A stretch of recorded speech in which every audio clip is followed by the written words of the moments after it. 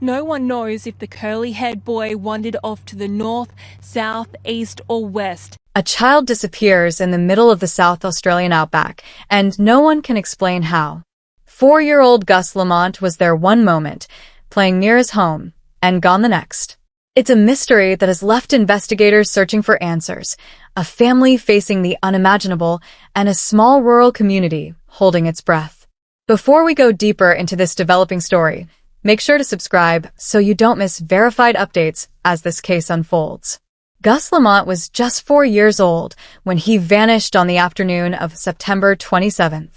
It was an ordinary, quiet day on his family's rural property near South Australia, a place where wide paddocks stretch endlessly and the horizon fades into heat and dust. The Lamont family had lived there for generations, surrounded by the kind of openness that usually promises safety and familiarity. That afternoon, Gus was outside playing close to his grandmother, a familiar sight in a landscape that had always felt secure. Then, in what seemed like the blink of an eye, everything changed. There was no shout, no sudden sound, just the kind of silence that makes the heart drop. When his grandmother looked back, Gus was gone. She called out, walked the yard, and then ran. The search started small, just family members combing through nearby fences and paddocks, but it quickly grew into something much larger. Within hours, the Lamont property had become the center of one of South Australia's most extensive search operations in recent memory. Authorities wasted no time. Local police coordinated with emergency services and the state emergency service, bringing in helicopters, ground patrols, and K-9 units. Volunteers arrived from neighboring towns, some driving hours to help. The air buzzed with the sound of chopper blades as search teams spread out, moving carefully across the dry, uneven ground. Drones mapped the area from above, while mounted officers ventured through the thick scrub and open plains that vehicles couldn't easily cross. Thermal cameras scanned for any sign of body heat as the night grew cold. The operation was massive, dozens of people walking shoulder to shoulder, calling Gus's name across the wide expanse. For many, it wasn't just a search, it was a shared act of hope. Parents joined with quiet urgency, aware that this could have happened to anyone's child. For several days, the outback was alive with determination. But as time passed and the land gave up no clues, no footprints, no scraps of clothing, no signs of a struggle, the hope that filled the air began to turn into quiet disbelief. By the end of the first week, that disbelief settled into something heavier. Every area had been marked, searched, and searched again. Teams reviewed their maps and data, wondering if anything had been missed. The land around Oak Park Station is harsh and complex, filled with gullies, brush, and uneven soil. Still, the absence of any physical trace was deeply unsettling. In most cases of missing children, especially in rural environments, searchers find at least small signs, a track, a direction of travel, or a clue to where a child might have gone. But here, the ground offered no answers. The soil was hard and dry, the kind that barely holds an impression. Wind and shifting temperatures erased what little evidence might have existed. Even the tracking dogs, trained to follow faint scent trails, lost the trail just a few meters from where Gus was last seen. A 4-year-old could not have gone far on his own. Yet somehow, there was no sign of him anywhere. As the investigation deepened, police and search experts began to examine several possible explanations. The most straightforward theory was accidental wandering. Children are curious by nature, and in rural settings, it's not uncommon for them to explore beyond familiar boundaries. Perhaps Gus had followed an animal, or simply wandered farther than expected. However, the total absence of footprints or any sign of movement made this theory difficult to prove. The second possibility was that the disappearance involved circumstances outside of wandering, perhaps a passing vehicle or someone arriving unexpectedly. The property was remote, but not unreachable. A dirt track connects it to nearby roads.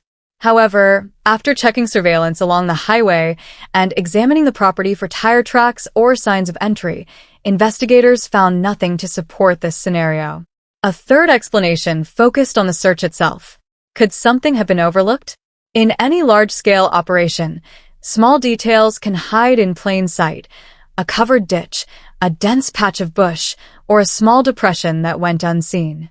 This is why police have returned to the same property multiple times, determined to leave no patch of ground unexamined. Forensic specialists described the case as unusual. Even under challenging conditions, a disappearance like this typically leaves behind a story told in fragments: disturbed soil, displaced vegetation, or some material evidence of movement. Yet here there was nothing. Investigators meticulously documented every part of the property using GPS, drones, and ground cameras. They reviewed telecommunications data to see if any phone signals were active nearby during the critical hours and analyzed footage from surrounding roads. None of it pointed to a clear direction. Each time a new lead appeared, it eventually dissolved into the same uncertainty that has defined this case from the beginning. Amid all the confusion, grief, and unanswered questions, one thing has remained constant: the quiet strength of the Lamont family. Through every press conference, every police interview, and every long, uncertain night, they have carried themselves with remarkable composure. Those close to them describe their calm not as detachment, but as endurance, the kind that comes when there's no other choice but to keep going. They have worked hand in hand with law enforcement since the first day Gus disappeared, providing detailed timelines, recollections, and family records without hesitation. From the earliest hours of the search, investigators noted that the Lamont statements were clear and consistent.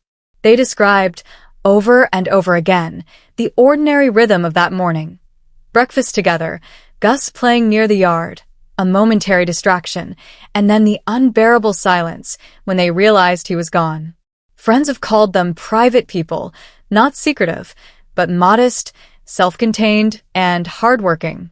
The Lamonts built their lives quietly in South Australia's wide and remote countryside, where neighbors might live kilometers apart but still feel part of a shared community.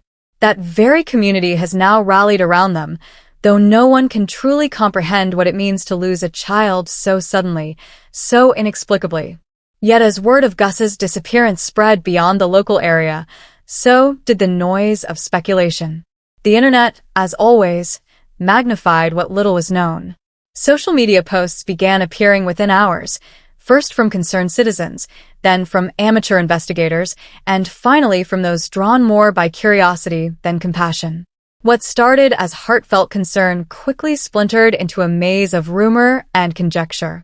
Some online users shared blurry images, claiming they showed possible sightings of Gus hundreds of kilometers away. Others began constructing elaborate theories about what might have happened, linking the case to events and people with no proven connection at all. Before long, misinformation outpaced fact. Photos were misinterpreted, quotes were taken out of context, and fabricated claims were presented as evidence. For the Lamont family, each new false rumor felt like another wound. While they grieved and waited for real answers, strangers online were dissecting their lives, analyzing interviews, body language, even family photos.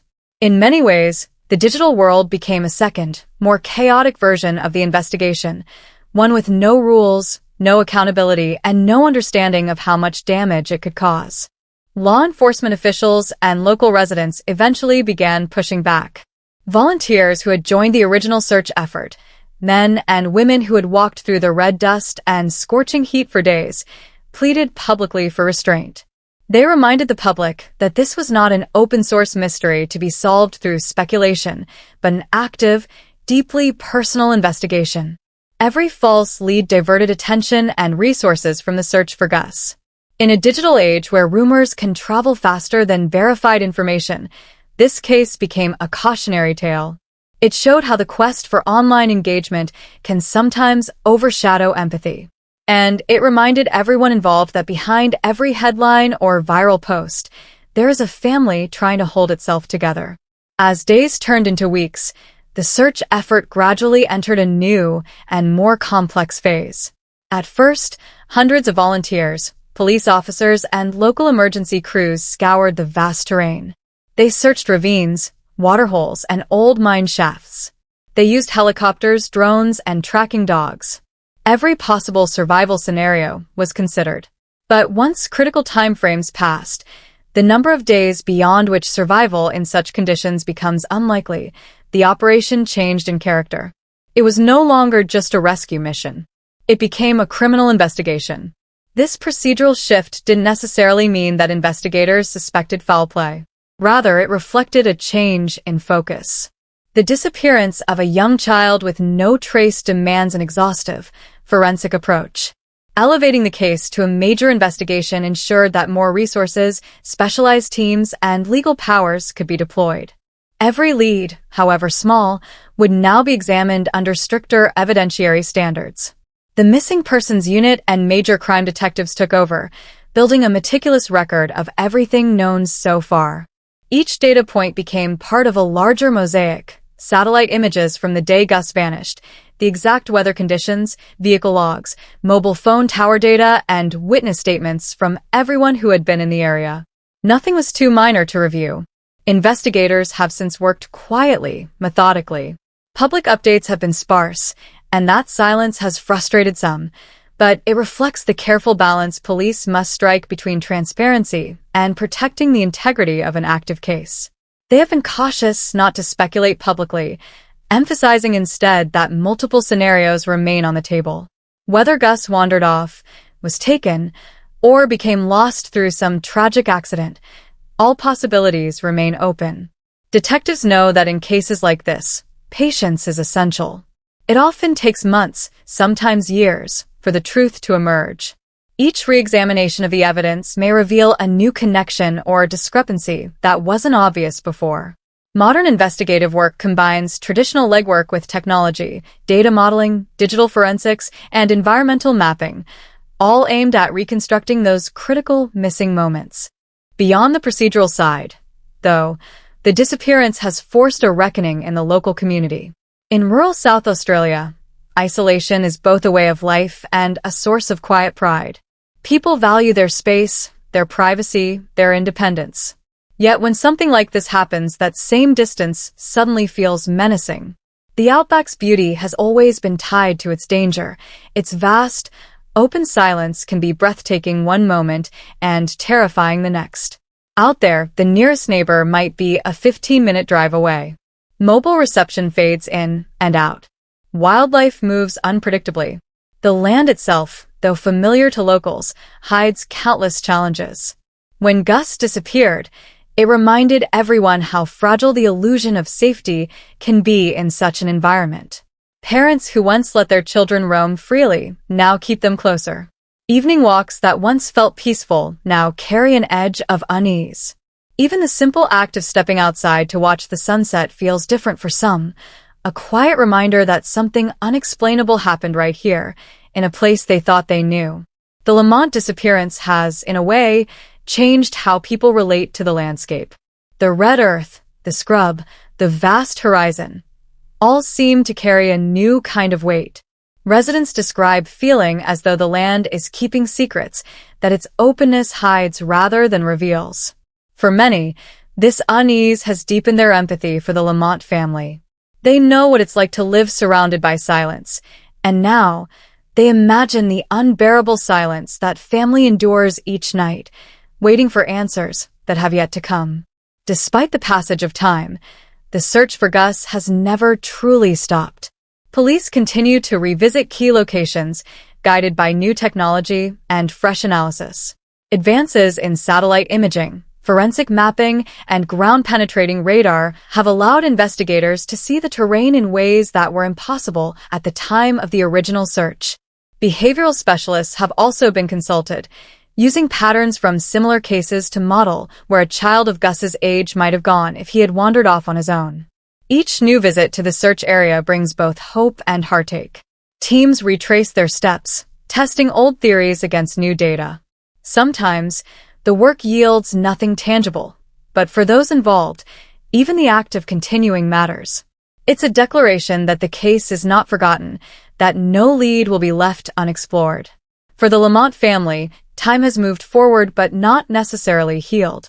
Their days are measured not by weeks or months, but by milestones that never came, birthdays missed, holidays spent with an empty chair, moments when the absence is louder than any sound. Yet, despite this unending grief, their determination has not dimmed. They have remained steadfast in their cooperation with authorities, patient with the process, and grateful to the community that continues to stand by them. Strangers across the country have reached out, some offering help, others simply sending messages of comfort. Many say the story touched them because it could have been anyone's child. There's something universal about the fear of losing a loved one to the unknown.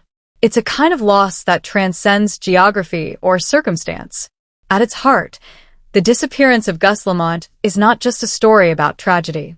It's a story about endurance, of people, of hope, and of the human need to find meaning when faced with the unexplainable. It's about how one single event can ripple through a community, altering the rhythms of everyday life and reshaping the way people see the world around them. In many ways, this case has become a mirror, reflecting both the best and worst of modern society.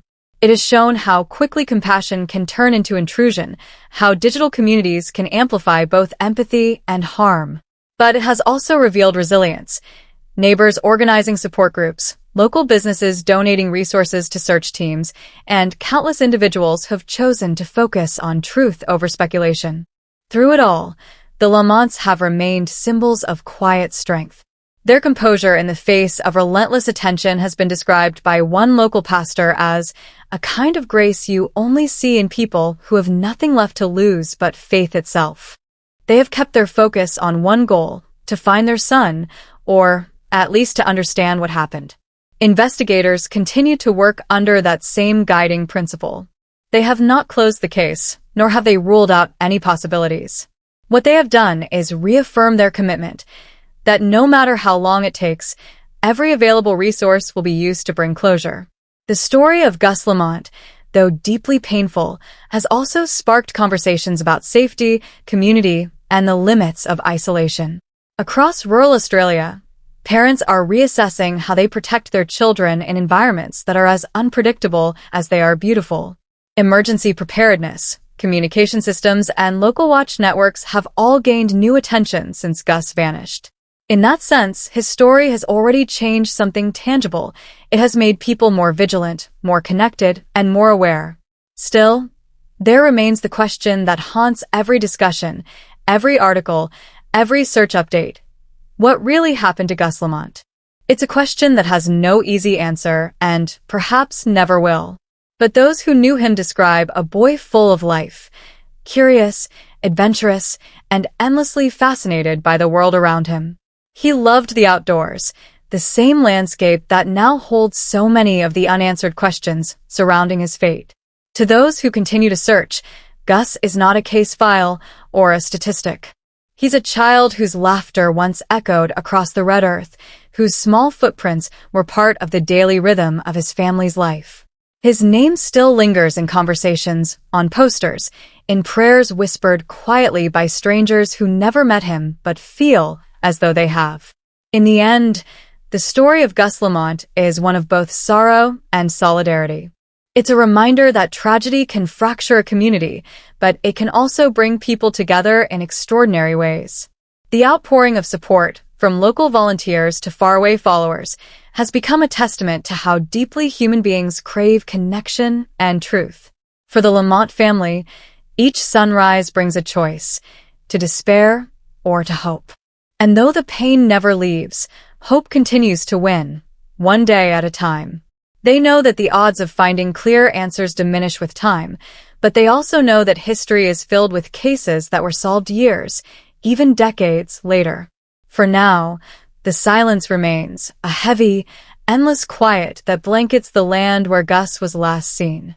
But within that silence is also a promise that no one has given up. The investigators, the volunteers, the family, and even those who follow the case from afar remain united by a single purpose, to find the truth. Because in the end, this story is not about statistics or theories. It's about a child, a family, a community that refuses to forget. Gus Lamont is not just a name in a report. He's a boy whose laughter once carried on the wind, whose family still sets a place for him in their hearts every day. And until the truth is known, the people of South Australia and many beyond will keep searching, hoping, and remembering. To stay informed as this investigation continues, subscribe now and follow for verified, fact-based updates, because silence should never be the final word in a story like this.